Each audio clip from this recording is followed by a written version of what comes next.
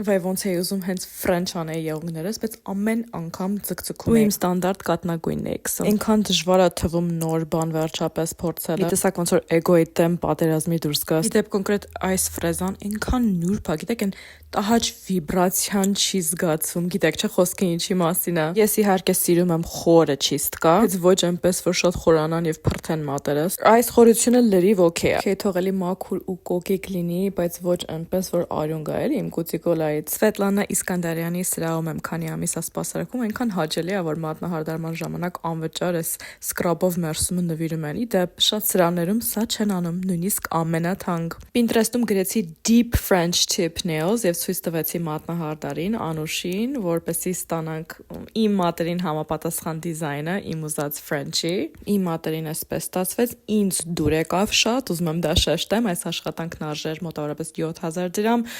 Հոգիսն ինձ ուզում էր այս French-ը երեխեք այնքան էի հոգնել այդ կասնագույն պաստելային երանգներից։